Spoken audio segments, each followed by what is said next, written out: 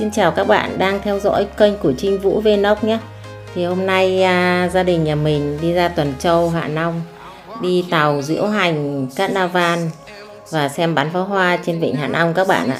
Thì hôm nay các bạn đi cùng với gia đình nhà mình nhé, để xem Carnival trên vịnh Hạ Long.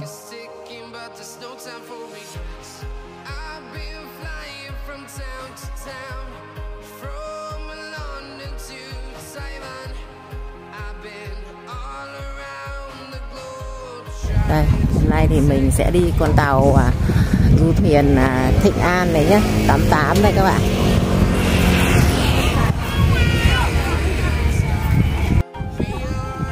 Đây trên bong trên này cả nhà ơi, đẹp chưa?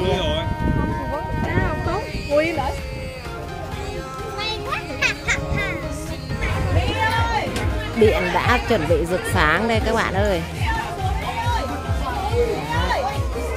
Đây, cầu bãi cháy đây các bạn ơi, cầu bãi cháy về đêm này. Đó, tàu đưa diễu hành ở cái tàu này đẹp vậy. Cái này là tàu buổi đêm đấy đúng không? Tàu buổi đêm hả? Đẹp vậy.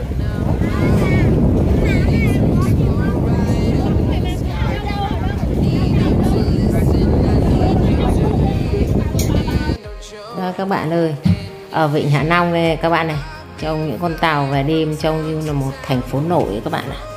Đấy, tàu di chuyển đến chỗ để chuẩn bị chờ bắn pháo hoa đấy các bạn này, trông đẹp chưa, rực sáng một màn đêm về huyền ảo nữa các bạn, trông sáng rực mà đẹp lắm, như là một thành phố không ngủ luôn đấy các bạn. Lúc nào cũng đẹp như này, lung linh luôn. Đấy, mình cho các bạn xem đấy nhá, đẹp chưa các bạn ơi. Trông những con tàu tuyệt vời luôn, đẹp lắm các bạn ạ. Tí nữa này màn bắn pháo hoa ngay ở trước mặt con tàu của mình đi nhé các bạn nhá.